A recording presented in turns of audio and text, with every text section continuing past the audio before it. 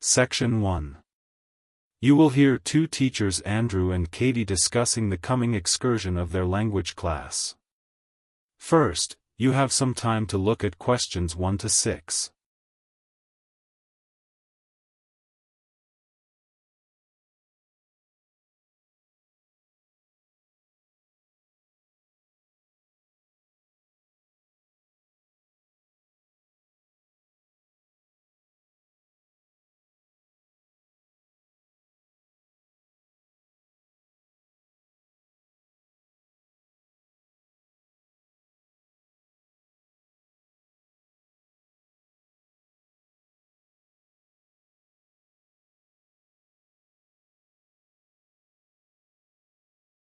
Now listen carefully and answer questions 1 to 6.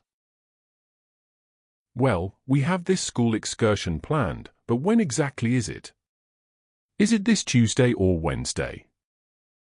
Well, it can't be Tuesday, with the English tests taking place.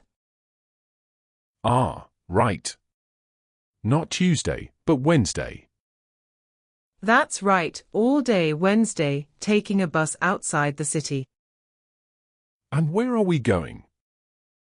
Last month we went to Arthur Island, so this time we're going to the animal park. Arthur Island was okay, but it was too cold. Let's hope the weather for this week's excursion is better. I don't suppose animals care about bad weather, but I certainly do. Have you heard the forecast? Yes, and it's not too bad. Basically, they are saying Monday will be sunny. Good.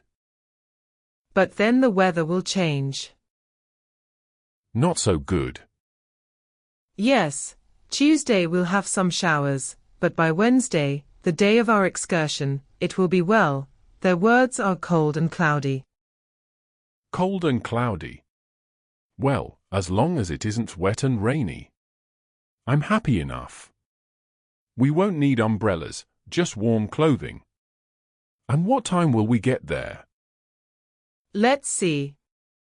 The bus picks us up at 8:30 a.m., and then it's an hour and a half on the road, so we arrive at 10 a.m. Sorry, with the 15 minutes break, that will actually be 10:15 a.m. That's early enough. Then all our students can see the animals, have their fun, and do whatever they want to do. Well, one fun event planned that day is Q4 Birds of Prey. What's that? That's when they bring out several birds of prey, eagles, falcons, kites, those sorts of birds, and throw pieces of meat into the air, and the birds swoop down and eat them. It's quite impressive. Sounds great. Birds of prey. Are there any other activities? There's a catered lunch at the park restaurant. We've already paid for that, and in the afternoon I had a choice between the reptile display and the koala handling. In the reptile display, the students can handle live pythons and various other snakes. Surely they'd rather hold koalas? I'm sure, but the koalas can't be handled unless the weather's sunny, and given the forecast. I thought it better to choose the reptile display. That's a shame. These Asian students would love the koala handling. Yes, I know, but we can't control the weather. You have some time to look at questions 7 to 10.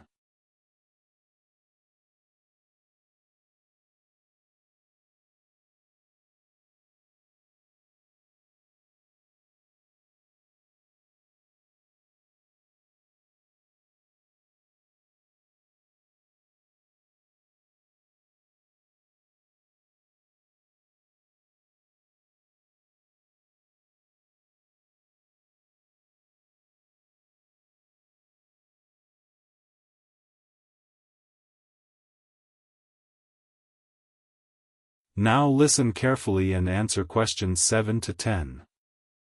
And then we get back. What time will that be? We leave the park at 4:30, but then we face traffic, so we won't get back until well after 6 p.m. It will most likely be 6:30. But that's better than the last trip. We didn't get home until 8:30 that time. Yes, that was a bit too late, wasn't it? Andrew, I understand you've been doing some research regarding the breakdown by nationality of our student body. That must have produced some interesting results. You're right. I got some statistics from head office. I would imagine that most of our students are either Japanese or Chinese. You imagine right. But it's the Chinese who constitute the majority, but only just. I had thought Koreans might be second, but it's actually the Japanese, quite close behind. It's somewhat surprising, but obviously all those study tours that our university markets in Japan are bringing in students. What's the breakdown exactly? Japanese are a quarter of the whole, which is considerable. Last year they were only 16%, so that market has grown nicely. The only other proportions of some weight are the Indonesians and Koreans, at about the same. Indonesians at 15%, and the Koreans are a little higher, and not like last year when they were less than 10%. I thought we'd have more Indonesians than Koreans. Well, as I said, they're about the same, just like the Saudi and Thai student numbers, almost the same also, both just under 10. Which one is bigger?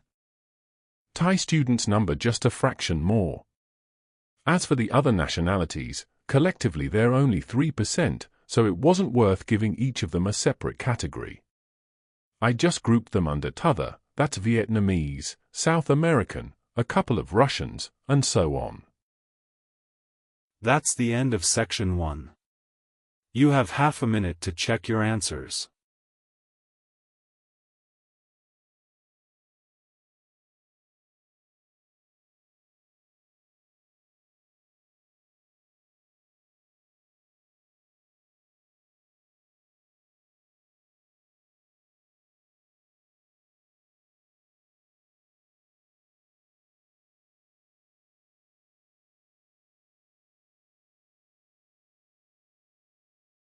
Section 2.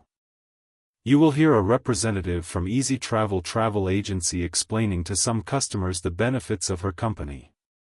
You have some time to look at questions 11 to 15.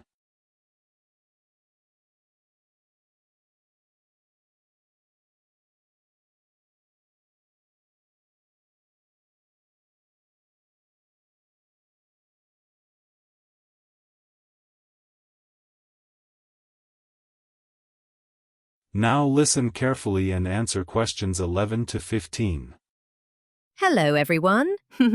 Now, you're here because you're interested in travel, right? And you're in the right place, for at Easy Travel, we have the best deals for the best locations. We specialize in eco-travel, or holidays designed to get you amongst nature, ignoring the hustle and bustle of big cities. So, whether you want to hike in the pool, as many people do, or follow some jungle paths in the rainforests of Queensland, we can give you the best deal. If you look at our office here, you'll see our overseas consultants. That's for trips overseas, obviously, to Europe, to North America, but primarily for the Asian market, which is generally more popular in this part of the world. Most people like that touch of the Orient, right? But they also like the domestic market, since this country offers its fair share of beautiful natural vistas. What about the deserts, anyone? What about some striking red rock gorges? Then talk to our domestic consultants, who can arrange anything you want. But they deal with the accounts in the morning, so you'll need to talk to them in the afternoon. And remember, our office doesn't open at night, sorry to say. Now, around the outskirts and outer regions of this city, there are many beautiful places that you might not be aware of, and the advantages of these regional locations are many. Mostly by being closer, some of them can be done in a day tour. Yes, it's fast and convenient, with none of those long-haul bus trips which often leave you cramped and uncomfortable, and stuffing heavy suitcases into luggage racks. But I should tell you about our buses, those that are needed for the somewhat more distant holiday destinations. They definitely do not suffer from those problems I just mentioned. We use the services of the famous Sleek Line Company, whose buses are known as the very best. Yes, they are big, yes, they are comfortable, but what makes them especially different is the personal attendant who accompanies the driver, ready and willing to serve you, and ensure that your trip is the very best.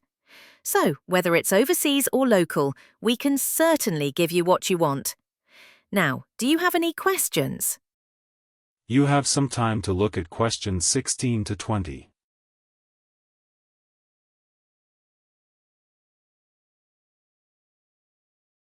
Now listen carefully and answer questions 16 to 20. Right, let me orient you to our main Easy Travel office here. On this table, right beside us, are travel magazines for you to browse through.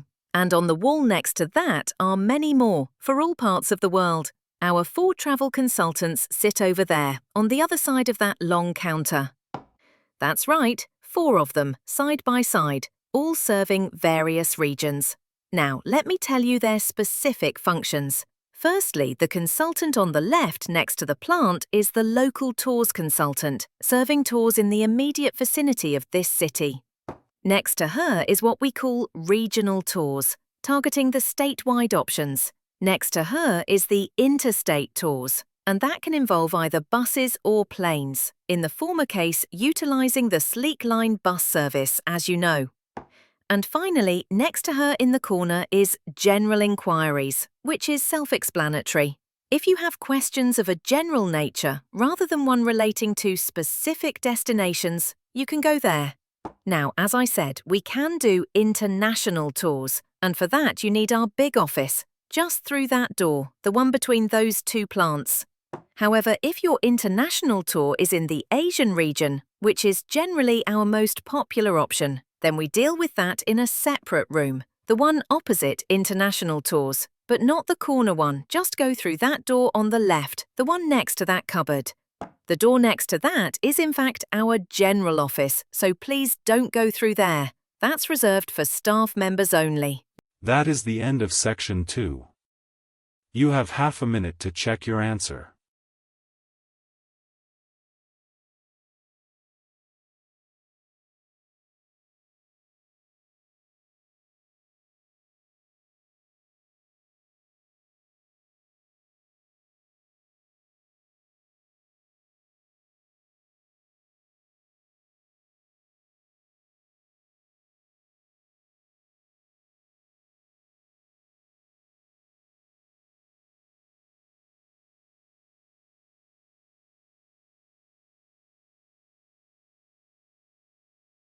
Section 3.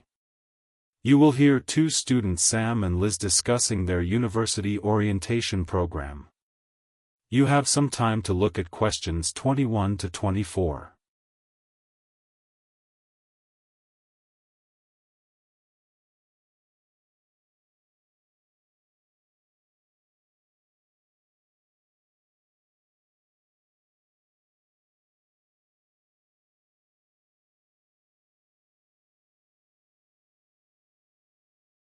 Now listen carefully and answer questions 21 to 24. Hi Liz. How do you feel about starting university here? A little bit nervous, but I'm confident I can handle it. This orientation program seems like it will help us a lot. Sure. I'm looking at the timetable here myself. It seems that there are choices available. I can see. So, what are you going to do Monday afternoon? In the morning we all have the opening lecture, but it looks like we have a choice later that day, as you said. Well, the careers lecture might be helpful, but I am interested in the uni tour. It's probably too early to be thinking of careers now, anyway, and I want to know what's what at this new university, so I'm doing the tour. All right. I'll come along with you. Might learn something interesting. After all, we haven't seen much of this place yet, and we will be spending 4 years here. Tuesday is another full day, too. In the afternoon, there's a lecture about study skills, but that morning offers another choice. Library tour or student union induction. What do you think? I think the student union is very important, but we can go there anytime, right?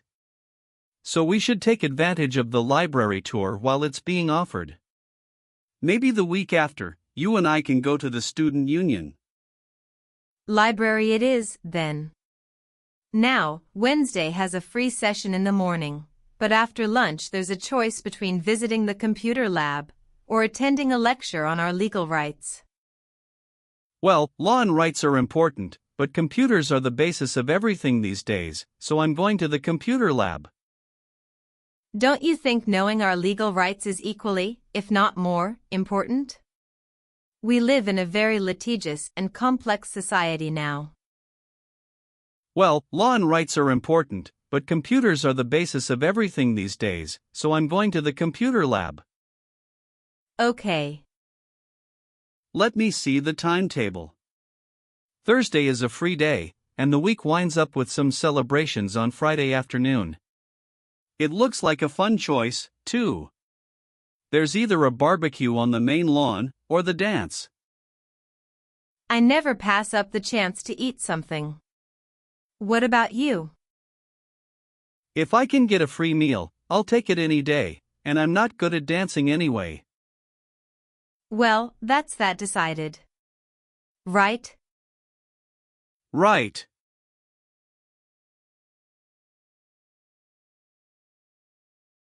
You have some time to look at questions 25 to 30.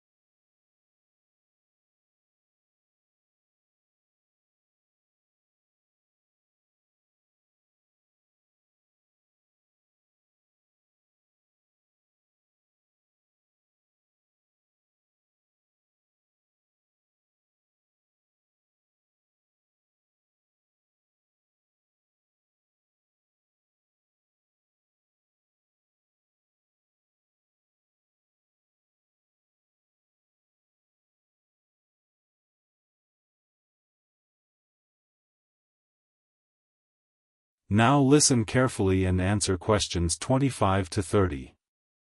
Guess what, Liz? There's another interesting thing in this orientation booklet, and it looks important about a style guide. What's that? Take a look yourself. It seems to be a set of rules regarding how to present written work essays, and that sort of thing, to the lecturers. They want a uniform style of presentation. I can see. So, everything we hand in must have a header and a footer. A what? A header and a footer. The footer is at the bottom of the page, and the header is at the very top. That's why they call it a header, you know, that little bit of writing giving details about the work. And they also want the word count. Why do they need that? I guess because the lecturers will specify the number of words they want for their assignment, and they want to be sure students follow this. And even the heading on the page has to be a specific dimension. 16 points, and bold print, and underlined. And subheadings are 14 points, and the font has to be Arial for everything. Yes, the main text is Arial, too, as you said, and the size is 12 points, with the header and footer being slightly smaller, at 10 points each. Well, it seems logical. The size of everything is in proportion to its importance, but why do they need the spacing of the main text to be 1.5? The header and footer are different. They're only single-spaced. Probably to allow the teacher to insert comments or corrections or just to make it all more readable, I suppose.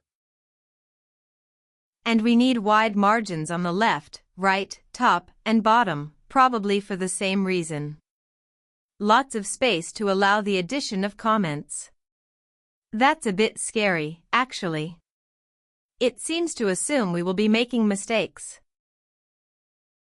And look what they want in the header and footer. The header has the name of the work. Not the name of the teacher? No, the work, but surely the teacher's name must go somewhere. Ah, here it is. It goes in the footer. Okay, I'd say this is all logical. If a page is lost, say, falls to the floor, then with all this information, it can always be traced back to the teacher involved. Right as you say, all very logical. That's the end of section 3.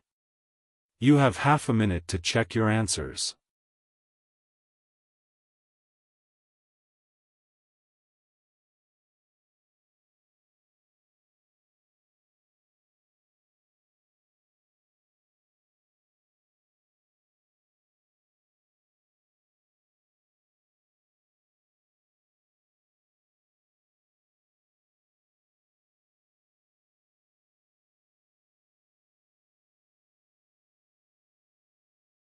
Section 4.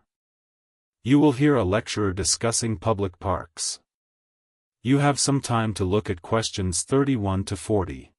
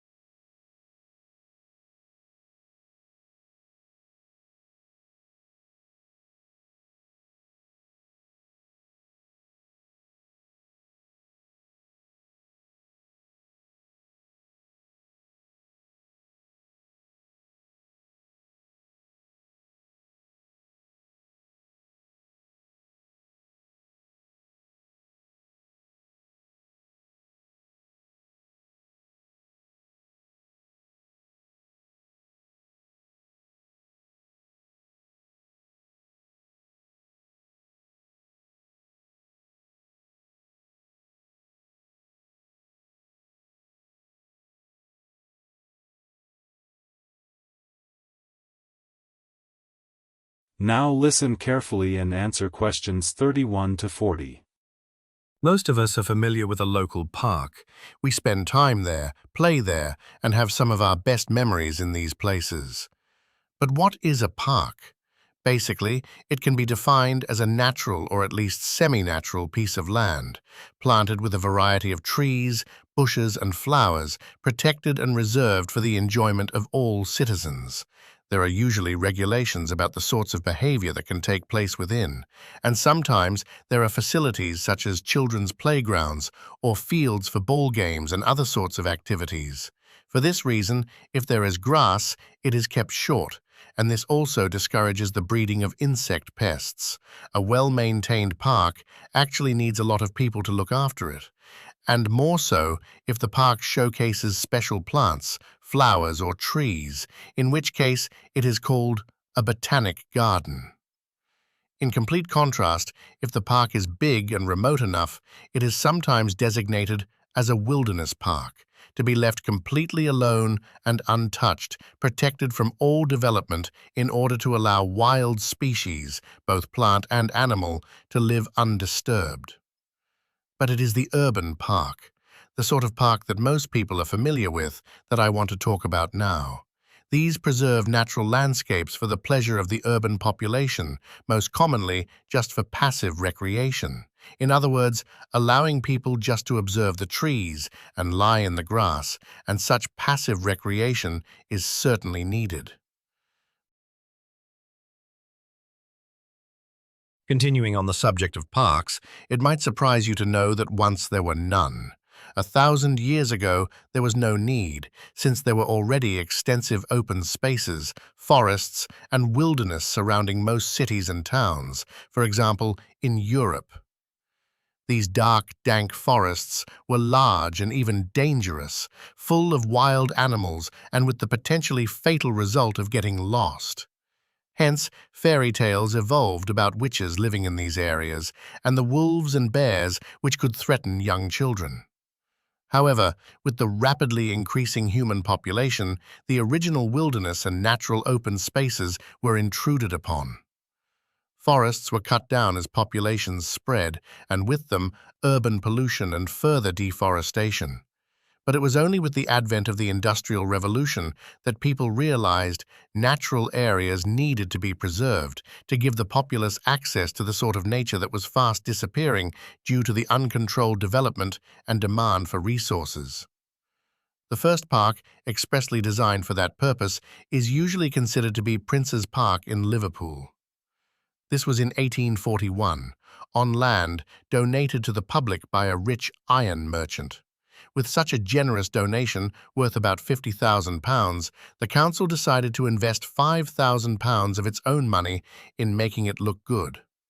Consequently, they hired a landscape designer, Joseph Paxton, who designed twisting, turning pathways among shade-giving trees, all based around a central lake. In many ways, it became the prototype for all later large parks, including the famous Central Park in New York. But if we were to pick the park that most people are familiar with, it would be the much smaller neighborhood park. These can be tiny, but by being in the midst of extensive development and dense populations, they are increasingly seen as a refuge where one can get a glimpse of true nature. Many psychologists now maintain that this glimpse is necessary, for ultimately, as a species, we have an innate affinity for nature, and the concrete urban zoo clashes with our inner being. This has seen the rejuvenation of many urban parks that were once left to decay, for example in New York or London, and indeed some cities, such as Melbourne, are known all over the world for their abundance of carefully maintained parks, including a world-famous botanic garden. That's the end of section 4. You have half a minute to check your answers.